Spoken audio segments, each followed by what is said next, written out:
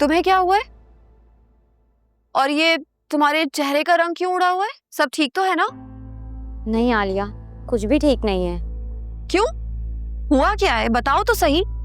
मैंने हॉस्पिटल से ride book की, मैं उसमें जाकर बैठ गई और मैं घर आ ही रही थी कि मैंने देखा कि एक काली गाड़ी काले शीशों के साथ हमें फॉलो कर रही थी।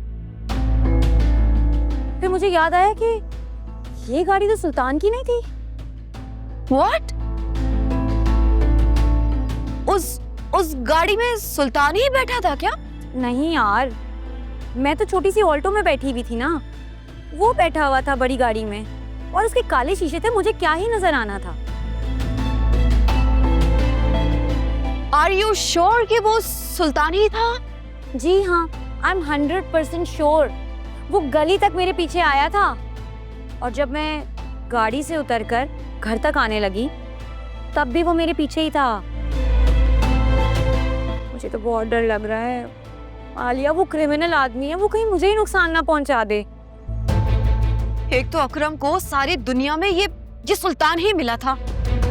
तुम्हें पता है, मुझे तो वो पहली मीटिंग में ना बहुत ही कोई घटिया और नीच इंसान लगा था। अब ये सोचो कि करना क्या है।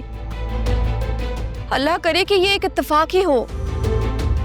नहीं आलिया, उसने मुझे फॉलो किया था। मुझे लगता है वो मुझे ना डराने की कोशिश कर रहा है। फिजा, तुम भी ना। क्या मतलब तुम्हारा तुम भी ना? मैंने ये सब कुछ जानबूझ के थोड़ी ना किया है। मैं तुम्हें कुछ नहीं कह रही हूँ। मैं पहले ही अकेले आती जाती हूँ। आलिया, वो पहले ही अस्पताल में आके इतनी बदतमीजी कर चुका है, मेरा हाथ पकड़ चुका है। अब ऐसे भी कोई दादागिरी नहीं चल रही है। वासे के दोस्त ने मिनिस्टर से कॉल करवाई थी तो सारे कसबल निकल गए थे उसके। तो वो मेरा पीछा क्यों कर रहा है? अब कोई ऊंच नीच हो गई ना तो बड़ी गड़बड़ हो जाएगी। घर में तो अम्मा, जोया, मैंने तो किसी को भी अकरम के बारे में नहीं बताया था। तुम कहो तो मैं अकरम से बात करूं? कोई जरूरत नहीं है। पहले उसने कुछ किया जो अब करेगा। बेकार आदमी। तो फिर मैं वासे से बात करती हूँ। नहीं नहीं नहीं, मैं उस खबीस से खुद बात कर लूंगी। अगर उसने तुमसे बदतमीजी की तो? पता नहीं यार, लेकिन आलिया, उससे डरते रहना भी मसले का हल नहीं है।